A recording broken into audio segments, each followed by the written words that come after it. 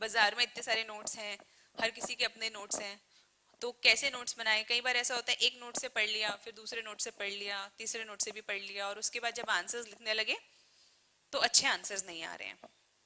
Can you see this? So ये मैंने बहुत ज्यादा छोटे छोटे में बनाया है, क्योंकि माई आइडिया वॉज, ये मैंने, खैर ये मेरे सेकेंड थर्ड अटेम्प्ट की मेहनत है ना। Don't jump on to it right away.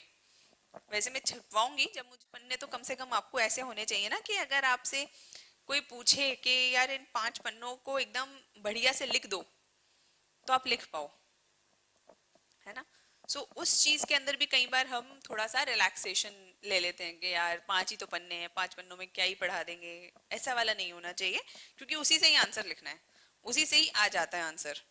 कभी ऐसा नहीं हुआ मुझे, मतलब मेरे मेरे साथ तो कभी ऐसा नहीं हुआ कि मैंने कोई क्वेश्चन ऐसा देखा हो, और यूपीएससी के पास्ट पेपर्स के क्वेश्चंस में भी आप देखोगे कोई ऐसा क्वेश्चन नहीं है कि जो बिल्कुल इनसे बन ही नहीं पा रहा है। मतलब अगर आपने थोड़ा भी अच्छे से रीड किया है सब्जेक्ट को, तो every question you will be able to do.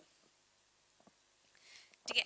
अब दूसरा आता है कि हम लोग नोट्स कैसे बनाएं, है ना। This is a very pertinent question, क्योंकि बाजार में इतने सारे नोट्स हैं, हर किसी के अपने नोट्स हैं, तो कैसे नोट्स बनाएं। कई बार ऐसा होता है एक नोट से पढ़ लिया, फिर दूसरे नोट से पढ़ लिया, तीसरे नोट से भी पढ़ लिया, और उसके बाद जब आंसर्स लिखने लगे तो अच्छे आंसर्स नहीं आ रहे हैं। So my suggestion would be कि मेक योर ओन नोट्स, है ना। आप रेफर करो, रेफर हर चीज को करके रीड करो। सबसे पहला तो स्टेप क्या हो गया हमारा, चीजों को समझना। आपको कॉन्सेप्ट समझ आना चाहिए। भाई सोल है क्या, गॉड है क्या, हम किस चीज को रेफर कर रहे हैं गॉड के लिए, या हम किस चीज को रेफर कर रहे हैं सोल के लिए, है ना। अब जो कांट ने बोला है, उसने बोला क्या है, आपको एक चीज होगी समझना, कि आपको उसकी थ्योरी समझ में आ गई, और वो बहुत ज्यादा मुश्किल नहीं है, बहुत ही अच्छी इंटरेस्टिंग और इजी बातें बोली हैं, तो वो एक बार आपको समझ में आ गई, that is first part. Second step is, अब इन सब बातों को आपको उस फॉर्मेट में लिखना है जिस फॉर्मेट में आपके क्वेश्चंस आते हैं, है ना। क्योंकि इट्स वेरी इंपॉर्टेंट। कई बार होता है हम इतने एग्जॉस्टिव नोट्स बना लेते हैं, खास करके फिलोसफी के अंदर कई बार ऐसा हो जाता है कि इतने एग्जॉस्टिव नोट्स हो जाते हैं, इससे भी लिख लिया, उससे भी लिख लिया, फिर फला किताब मिली उससे भी लिख लिया, और जहाँ जो मिला आप उसको इतना बंडल बना लिया आपने। अब वो जो बंडल है वो अनमैनेजेबल हो गया, ना उससे रिवीजन हो पाई, ना उससे आपके कॉन्क्रीट आंसर्स हो पाए।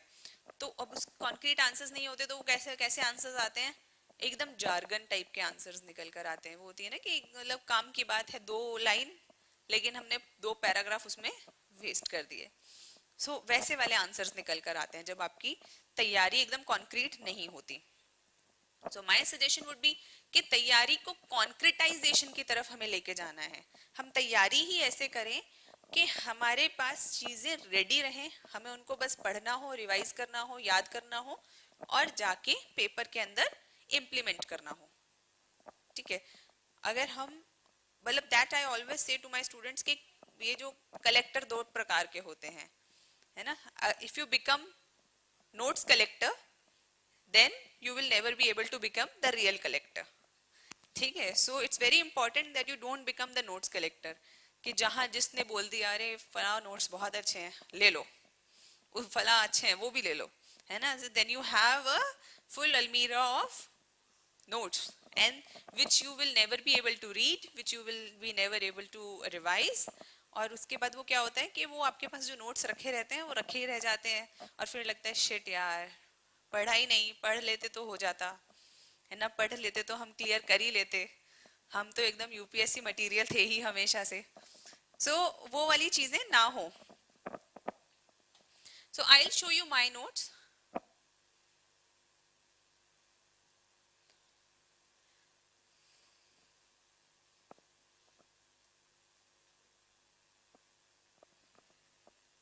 Can you see this?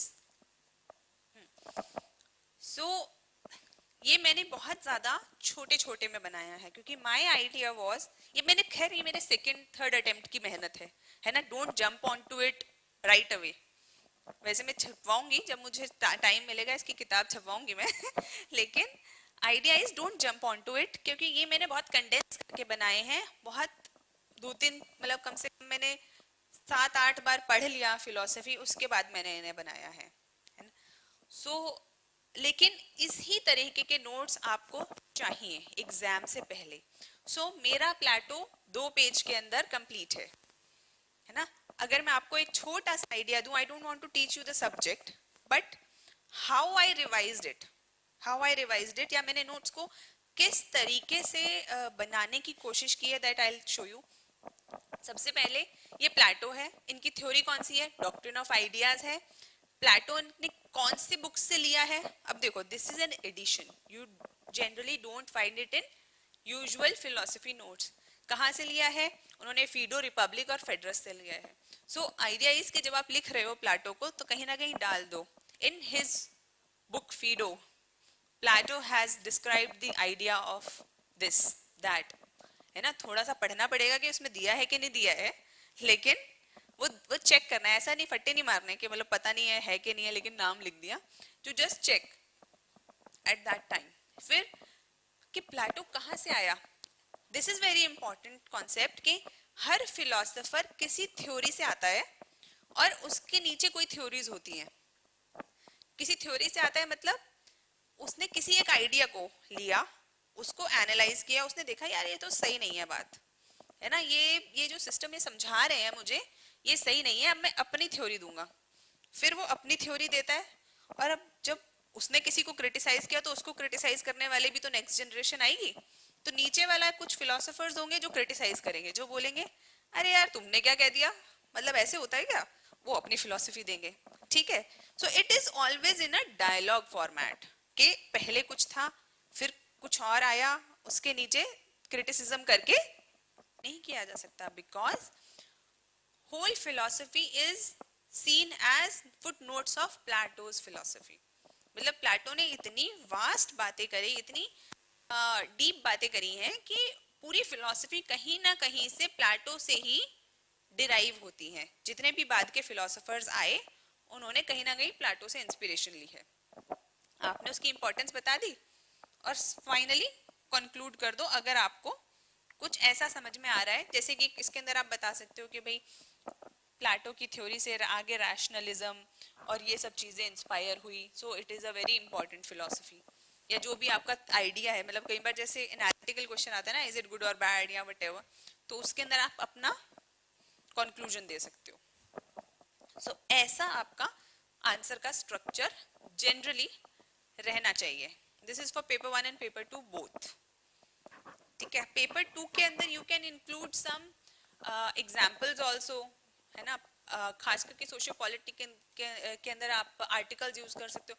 अपनी जो जीएस की नॉलेज है उसको यूज करने में फिलोसफी में शाई अप नहीं करना है, और फिलोसफी की नॉलेज को जनरल स्टडीज मतलब जीएस के पेपर्स में यूज करने में शाई अप नहीं करना है। सो आइडिया, क्योंकि हम जो यूपीएससी है वो ये नहीं देखता कि ये फिलोसफी का, ऐसा तो नहीं फिलोसफी का मैटर फिलोसफी में ही लिख रहे हैं, ऐसा नहीं है। It should transform your personality. एक बार जो ज्ञान आ गया उसका मल्टी डायमेंशनल आप यूज कर पा रहे हो या नहीं कर पा रहे हो, that is what is important in this paper, है ना। एक ही चीज को अगर आपने इतने अच्छे ढंग से समझ लिया और उसको 4 जगह यूज कर दिया, that is the art. You don't have to read again and again. तो अगर आपको एसए के लिए अलग से पढ़ने की जरूरत नहीं है, गांधी पे आपने यहाँ से पढ़ लिया है तो use that in your S A.